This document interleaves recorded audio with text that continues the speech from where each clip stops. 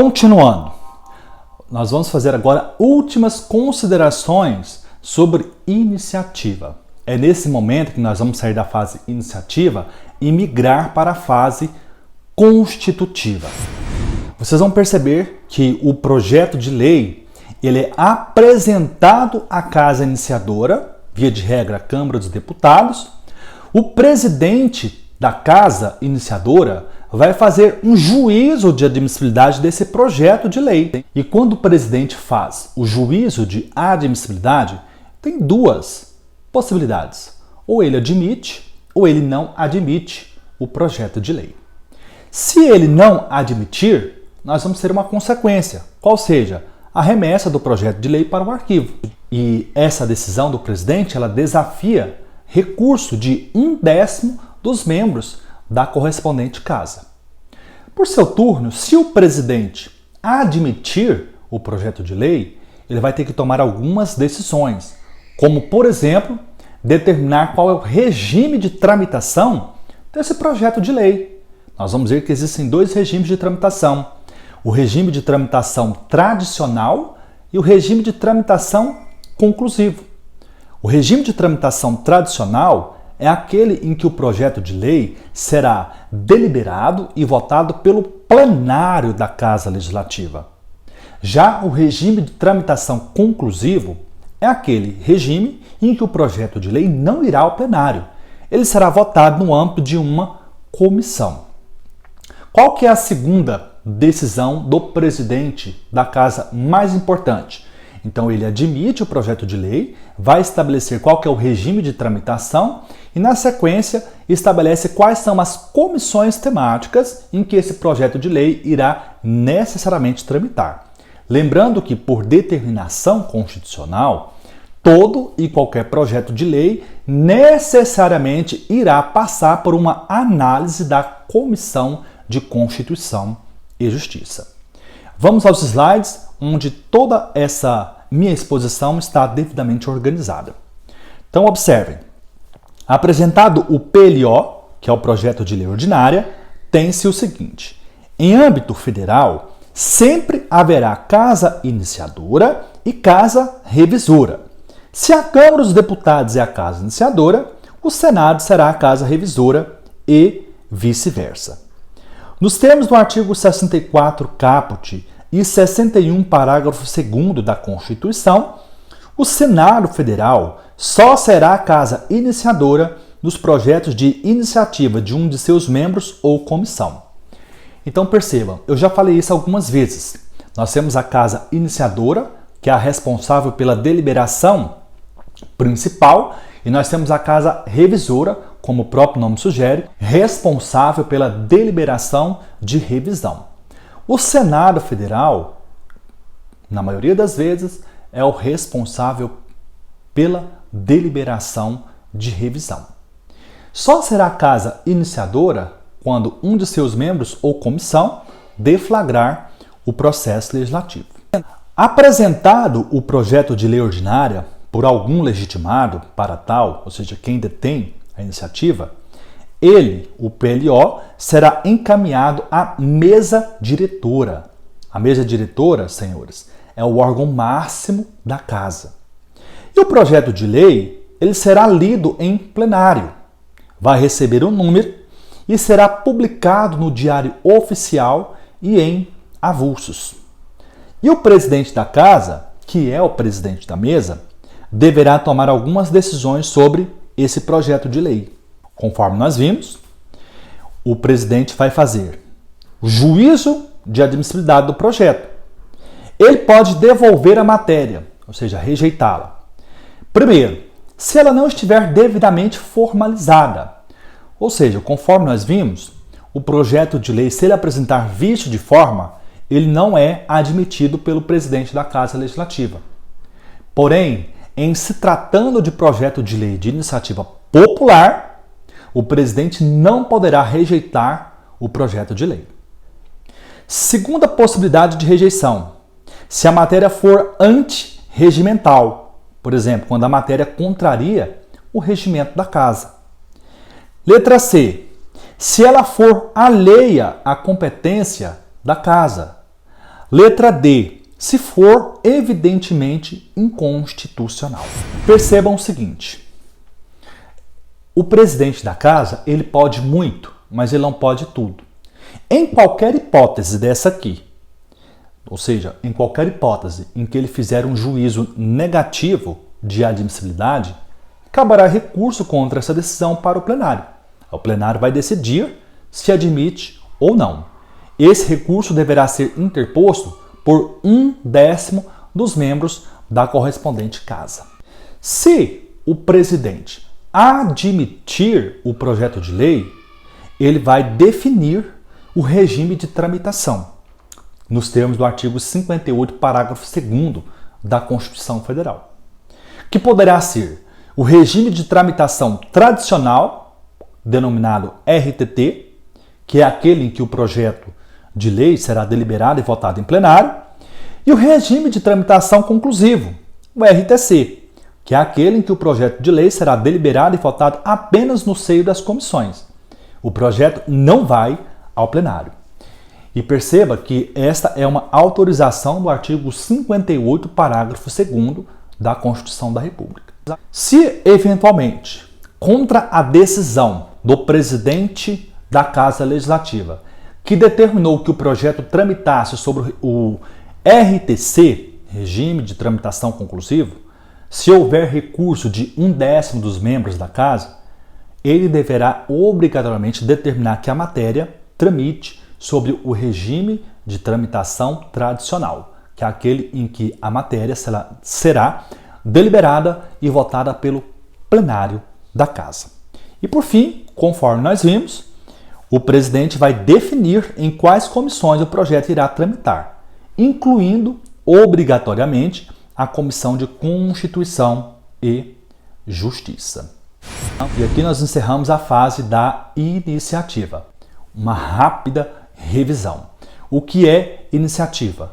É o ato do processo legislativo que consiste em enviar à Casa Legislativa uma proposição subscrita por um dos legitimados. Ela se exaure com um ato apenas.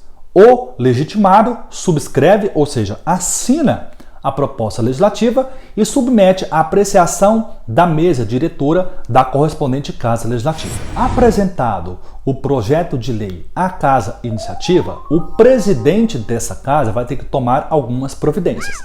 Primeiro, fazer o juízo de admissibilidade. São duas possibilidades. Ou ele admite ou ele não admite. Se ele não admitir, cabe recurso contra essa decisão. Se ele admitir, ele vai ter que determinar qual é o regime de tramitação, que pode ser o regime de tramitação tradicional ou regime de tramitação conclusivo. No regime de tramitação tradicional, o projeto ele é deliberado e votado no plenário da Casa Legislativa. No regime de tramitação conclusivo, o projeto ele é deliberado e votado no âmbito de uma comissão.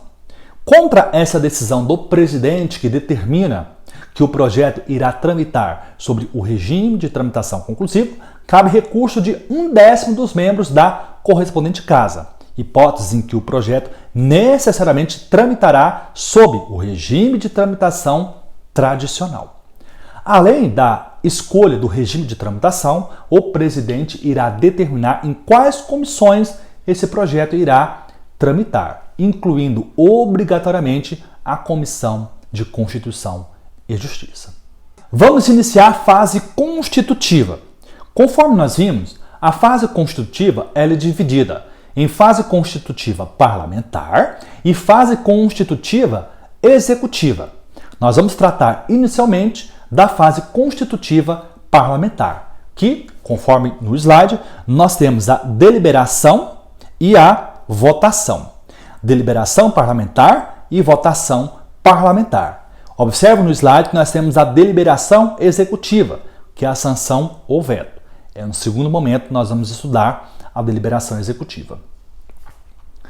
No bicameralismo federativo, conforme vocês já sabem, nós temos a casa iniciadora, que é responsável pela deliberação principal, e nós temos a casa revisora, que é responsável pela deliberação revisional. A Câmara dos Deputados é, em regra, a casa iniciadora.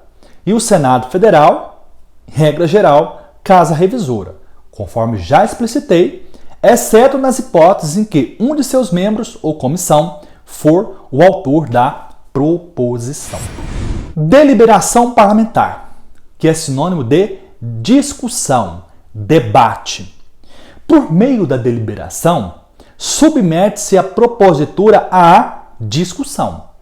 E percebam que ambas as casas, tanto a iniciadora quanto a revisora, submeterão a proposição normativa a um exame temático, bem como a um exame de constitucionalidade, que é feito pela Comissão de Constituição e Justiça. O exame de constitucionalidade precede ao exame temático, até porque, se a proposta for reputada inconstitucional pela CCJ, conforme nós já vimos e vamos reconsiderar esse tema daqui a pouco, o projeto vai para o arquivo.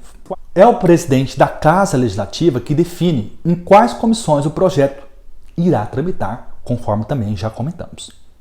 Todavia, frisa-se, a proposição deverá obrigatoriamente ser apreciada pela Comissão de Constituição e Justiça. Vamos fazer algumas observações sobre a atuação da Comissão de Constituição e Justiça, CCJ. A Comissão de Constituição e Justiça é um órgão interno da Casa Legislativa, conforme vimos em aulas iniciais deste curso, que tem por objetivo realizar o controle político preventivo de constitucionalidade. Sem o exame da constitucionalidade, o processo legislativo não avança. Então é muito importante o papel da CCJ. E a Comissão de Constituição e Justiça, ela pode ofertar parecer terminativo ao projeto de lei se o considerar inconstitucional, rejeitando-o definitivamente por despacho do presidente da Casa. Então percebam, senhores, o parecer da Comissão de Constituição e Justiça no que diz respeito à inconstitucionalidade da proposta não é um parecer meramente opinativo, é um parecer terminativo. Se a Comissão de Constituição e Justiça reputar que o projeto de lei é inconstitucional, inexoravelmente, inevitavelmente, esse projeto irá para o arquivo. Agora percebam que o parecer da CCJ pela inconstitucionalidade pode ser um parecer unânime ou não unânime. O parecer unânime é quando todos os membros que compõem a comissão entendam que a proposta é inconstitucional. E o parecer não unânime, ou seja, por maioria de votos, é quando, em que pese a maioria entender que é inconstitucional, não houve unanimidade. É importante perceber que, em âmbito federal, o parecer unânime tem como consequência a impossibilidade de rediscutir a matéria que foi objeto desse projeto rejeitado na mesma sessão legislativa. Agora, se o parecer for não unânime ou por maioria de votos, existe a possibilidade de se interpor um recurso contra essa decisão. 1/10 dos membros podem assinar esse recurso e levar a matéria à discussão no plenário. Aí o plenário vai decidir se é ou não constitucional. Ok? Então perceba no slide. O parecer terminativo da CCJ poderá ser derrubado se, cumulativamente, primeiro, não for unânime, ou seja, por maioria de votos, e depois, houver interposição de recurso por 1/10 dos membros da Casa. Mais algumas observações sobre a atuação da CCJ, que vocês já sabem. Observem nos slides. Essa é a hipótese de controle político preventivo de constitucionalidade, exercido no âmbito do Poder Legislativo. É um controle político, porque não engendrado, ou seja, não realizado por órgão do Poder Judiciário. E é um controle preventivo, porque recai sobre projeto de lei, isto é, espécie normativa ainda em fase de elaboração. Vocês vão perceber que quando o controle recai sobre a norma que já foi publicada no Diário Oficial, ele é dito controle repressivo, porque a norma já faz parte da ordem jurídica. Observe mais esses detalhes. Após ter passado pelas comissões temáticas e pela Comissão de Constituição e Justiça, A proposição legislativa será, se for o caso, posta em votação no plenário. Quando que isso vai ocorrer? Só quando o regime de tramitação for o tradicional. Porque se o regime de tramitação for o conclusivo, a proposta não vai ser votada no plenário, e sim no âmbito de uma comissão.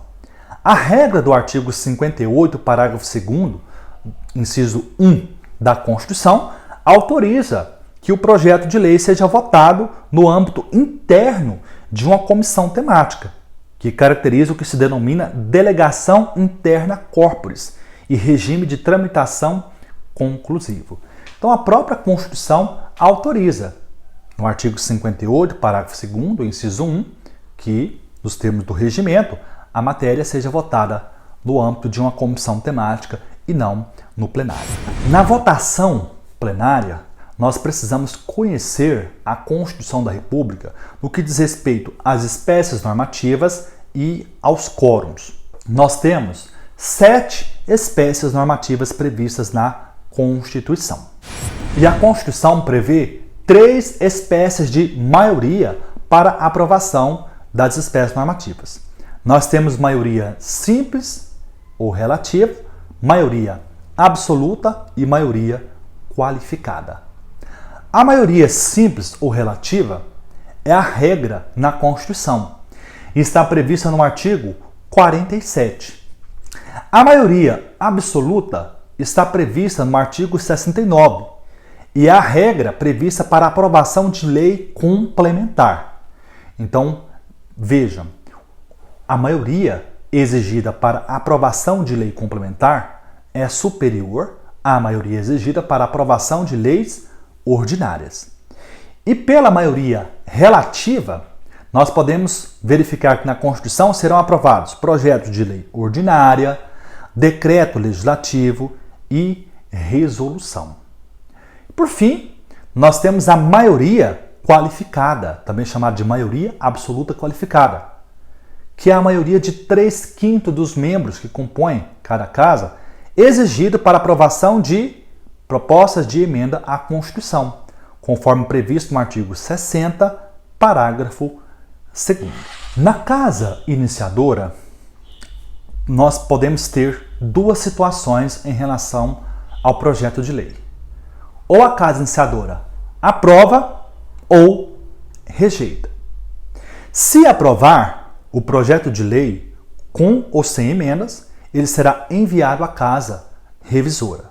Entenda, emendas é sinônimo de alterações. Se rejeitar a proposição normativa, nós temos que a proposta será arquivada. Em regra geral, somente poderá ser reapresentada na próxima sessão legislativa. Aprovado o projeto de lei pela casa iniciadora, o projeto de lei, ele vai seguir para a casa revisora. E o procedimento a ser observado na casa revisora é o mesmo procedimento que foi observado na casa iniciadora. Ou seja, o presidente, no caso do Senado Federal, que é o presidente da mesa diretiva ou da mesa diretora, ele vai fazer um juízo de admissibilidade, ou rejeita ou admite. Em rejeitando, cabe recurso de 1/3 dos membros para o plenário. Em admitindo, define qual regime de tramitação, se regime tradicional ou conclusivo, e as comissões em que esse processo irá tramitar, observando-se que necessariamente o projeto passará por um exame da constitucionalidade na Comissão de Constituição e Justiça. Você pode se questionar, professor, mas se o projeto de lei for rejeitado na casa iniciadora, qual que é a consequência? Quais são essas regras constitucionais a que o senhor aludiu agora há pouco? Vejamos. Regra geral, o projeto rejeitado não poderá ser reapreciado na mesma sessão legislativa. Um adendo aqui. Na verdade, não se trata do projeto. Trata-se da matéria rejeitada nesse projeto. Porque o projeto rejeitado ele vai ser arquivado. Se a matéria for rediscutida, vai ser em outro projeto e não no projeto que foi arquivado. Compreenderam? Então percebam. Regra geral, a matéria rejeitada nesse projeto não poderá ser reapreciada na mesma sessão legislativa. Novamente eu chamo a sua atenção. O que é sessão legislativa? Sessão legislativa é o período previsto no artigo 57 caput da Constituição, em que o Congresso Nacional está reunido ordinariamente em Brasília para o exercício da atividade parlamentar típica. Então, retornando ao slide. Regra geral, o projeto rejeitado, entenda, a matéria rejeitada, não poderá ser reapreciada na mesma sessão legislativa, a não ser se houver proposta pela maioria absoluta dos membros de quaisquer das casas do Congresso Nacional, conforme o artigo 67. Vem cá, presta atenção. Isso aqui se chama princípio da irrepetibilidade. Segundo o princípio da irrepetibilidade, matéria que foi rejeitada no plenário da Câmara ou do Senado só poderá ser rediscutida em um novo projeto na sessão legislativa seguinte. Ou seja, não se pode repetir matérias em novos projetos que foram rejeitados em projetos anteriores. Esta é a lógica do princípio da irrepetibilidade. O princípio da irrepetibilidade é a regra no nosso sistema, que comporta exceção, conforme vimos aqui. Proposta do João da Silva, que reduzia a maioridade civil de 18 para 17 anos, rejeitada em março de 2020. Regra do artigo 67. Essa matéria não pode ser rediscutida em outro projeto em 2020, só a partir de 2021. Tem alguma exceção? Tem. Se a maioria absoluta dos deputados ou maioria absoluta dos senadores subscreverem um novo projeto com a mesma matéria, aí sim nós poderemos rediscutir na mesma sessão legislativa, ou seja, ainda em 2020. Atenção! Não confundir a regra do artigo 67 da Constituição com a regra dos regimentos internos do Senado e da Câmara, que admitem interposição de recurso de 1/10 dos membros da casa respectiva para derrubar parecer não unânime da CCJ. Vamos analisar isso aqui novamente? Nós dissemos que a Comissão de Constituição e Justiça fará um exame da constitucionalidade do projeto de lei. Se a Comissão de Constituição e Justiça entender que o projeto de lei é inconstitucional, existem duas possibilidades. O parecer é unânime ou o parecer é não unânime. Se o parecer for unânime, não cabe recurso. Se o parecer for não unânime, cabe recurso de 1/10 dos membros da correspondente casa. Agora percebam, em se tratando do princípio da irrepetibilidade, nós não estamos nos referindo à análise de constitucionalidade. Na verdade, o projeto de lei foi rejeitado no plenário da Casa Legislativa. Nessa hipótese, a regra é que essa matéria que foi rejeitada não pode ser rediscutida. Mas, diferentemente do parecer não unânime da CCJ, que admite recurso de 1/10 dos membros, aqui só será possível reapreciar essa matéria em outro projeto de lei se um novo projeto for subscrito por maioria absoluta, ou da Câmara ou do Senado. Então, por favor, não confundam essas duas regras. O princípio da irrepetibilidade, previsto no artigo 67 da Constituição, não se aplica a medidas provisórias rejeitadas e a proposta de emenda à Constituição rejeitada. Vejamos no slide. Olha aí, atenção, há duas hipóteses constitucionais em que não se aplica a parte final da regra do 67 da Constituição. Rejeição de medida provisória, conforme o artigo 62, parágrafo 10 da Constituição, e rejeição de proposta de emenda à Constituição, conforme o artigo 60, parágrafo 5º da Constituição. Deixa eu explicar para vocês. Observe, o princípio da irrepetibilidade, ele é excepcionado na parte final do artigo 67. Só que essa exceção ao princípio da irrepetibilidade só se aplica a projeto de lei ordinária e a projeto de lei complementar. Não se aplica, por exemplo, para a medida provisória e nem para a proposta de emenda à Constituição. Como assim? Se uma medida provisória for rejeitada no plenário da Câmara ou do Senado, por exemplo, por qualquer razão, eu posso ser tacitamente rejeitado por decurso de tempo, ou expressamente rejeitada. Nós vamos ver que medida provisória tem um prazo constitucional para ser convertida em lei. Se ela não for convertida em lei, ela perde a eficácia desde a sua edição por decurso de prazo. O que ocorre? Se uma medida provisória, então, for rejeitada expressamente ou tacitamente, o presidente da República não poderá reeditá-la na mesma sessão legislativa. A mesma regra se aplica à proposta de emenda à Constituição. Se uma PEC foi rejeitada no plenário da Câmara ou no Senado, por exemplo, aquela matéria que foi discutida naquela PEC não poderá ser objeto de uma nova PEC na mesma sessão legislativa. Portanto, em se tratando de rejeição de medida provisória e rejeição de proposta de emenda à Constituição, o princípio da irrepetibilidade ele é absoluto e não comporta exceções. Nós temos um questionamento feito pela doutrina se existem limites à regra do artigo 67, no sentido de se limitar a possibilidade de repetição de matérias que foram reiteradamente rejeitadas em projetos de lei durante uma sessão legislativa. Por exemplo, imagine que em 2020, agora em março, essa matéria do deputado João da Silva, que pretende reduzir a maioridade civil, foi rejeitada.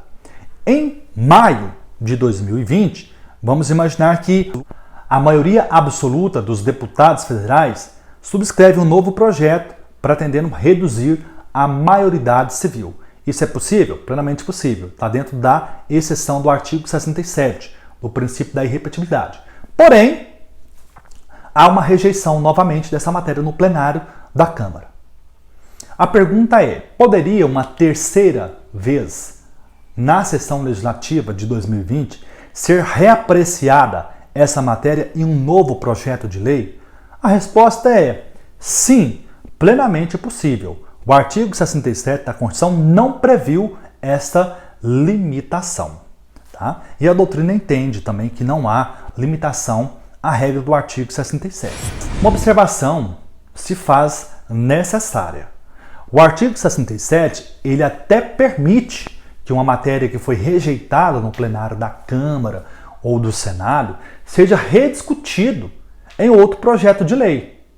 Porém, nós observamos que isso raramente ocorre. Não há registro de que isso tenha ocorrido na vigência da Constituição de 88. Percebam, meus caros, um projeto de lei ordinária, para ser aprovado no plenário da Câmara, precisa da maioria simples ou maioria relativa. Observem que, se esse determinado projeto de lei sequer obteve a maioria simples para sua aprovação, uma vez sendo rejeitado, será mesmo que seria possível conseguir a maioria absoluta para que o projeto começasse a tramitar na Câmara dos Deputados ou mesmo no Senado? Isso é pouco provável que aconteça. Existe a possibilidade na Constituição, mas isso é pouco provável que aconteça. Por fim, para encerrar esse vídeo, você precisa saber o seguinte. Vamos imaginar artigo 61, parágrafo 1º da Constituição, que traz algumas matérias que são de iniciativa reservada do presidente da República. Iniciativa privativa, exclusiva ou reservada do presidente da República. Por exemplo, organização e funcionamento da administração pública federal. Vamos imaginar que no plenário da Câmara dos Deputados, agora em abril de 2020, determinado projeto de lei ordinária de iniciativa do presidente da República, que criava um novo ministério, por exemplo, tenha sido rejeitado. A pergunta que se faz é: seria possível rediscutir essa matéria na mesma sessão legislativa 2020? Pense um pouco. Você poderia dizer, sim, professor, plenamente possível. A parte final do artigo 67 da Constituição diz que a maioria absoluta dos membros da Câmara ou do Senado poderão subscrever um novo projeto com a mesma matéria. Então, plenamente possível. Se você respondeu assim, sinto lhe informar que você está equivocado. Você pode se assustar. Mas por que, professor, eu estou equivocado? É a literalidade da Constituição. Ok, certo, é a literalidade da Constituição. Ocorre que essa matéria, organização e funcionamento da administração pública federal, ela é de iniciativa reservada do presidente da República. Logo, se a maioria dos membros da Câmara ou do Senado subscrevessem um projeto de lei que tivesse por objetivo a organização e o funcionamento da administração pública federal, nós estaríamos diante de um projeto de lei que já conteria, no início, vício formal de iniciativa. Uma vez que, se a matéria ela é reservada do presidente da República, pelo menos no que concerne a iniciativa, não pode deputado ou senador, ainda que por maioria absoluta, deflagrar o projeto de lei. Logo, qual que é a conclusão que nós podemos chegar? O artigo 67, parte final, no que diz respeito à exceção ao princípio da irrepetibilidade, ele só se aplica àquelas matérias que são de iniciativa geral, não se aplicando, portanto, às matérias que são de iniciativa concorrente ou iniciativa privativa. Até o próximo vídeo.